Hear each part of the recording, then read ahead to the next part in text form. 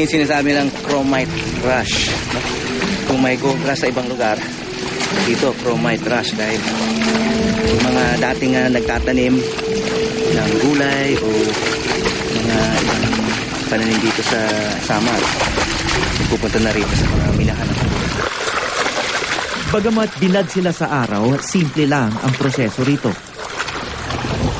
Hukay, hugas, sala. Kayang-kaya ng 11 taong gulang na si Jonah at ng kanyang ina.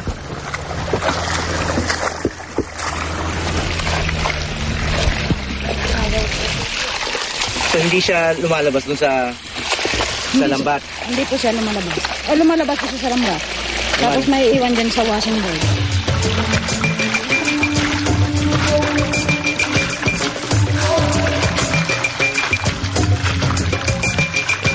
Ang nangyari kasi rito, sinasala nila yung lupa dito. So yung lupa, inaanod ng tubig. Palabas nitong kalang. Ang tawag nila dito, kalang. Pero yung chromite mismo, yung maitim na elemento, naiiwan dito sa kahoy. Dahil mabigat siya, hindi siya naanod ng tubig. Ito yung puro na. Ayan, binibili sa inyo rito. Opo. Ito po yung 2 piso bawat 1 kilo po. Naging gentleman. Sige, agagla. Kaya magpapala. 2 piso kada kilo. Napakaliit kung ikukumpara sa halaga nito pagdating sa pandaigdig na merkado.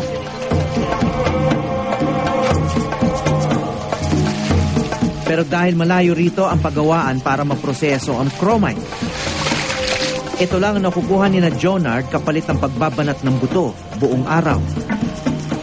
Mas gusto mo magtrabaho kaysa maglaro? Bakit? Sa laro, hindi ako nagagabi. Wala ang pambaon ng ate ko. Sa magtatrabaho ako, may pambaon ng ate ko. Ginagawa mo to para may pambaon ng ate mo? Opo. Panganay na lalaki sa 6 na magkakapatid, kahit bata pa si Jonard, inako na niya ang responsibilidad ng isang kuya.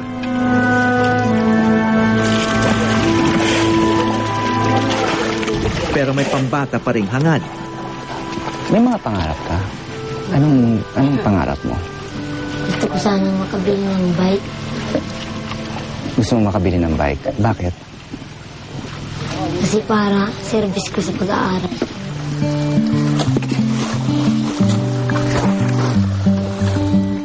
Lingguhan ng bayad sa mga tulad ni na Jonah.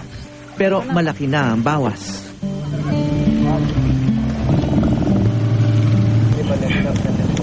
Yung halimbawa, sa 1 linggo, 1.5 yung lahat ng chromite ng bayad ng chromite namin. Yung mapupunta na lang sa amin po, minsan 100, 200, minsan 300.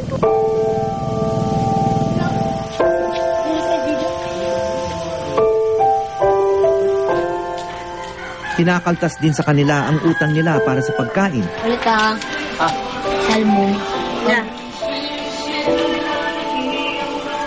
Maging ang bayad sa materyales na gamit nila. Ibig sabihin, halos walang natitira sa pamilya.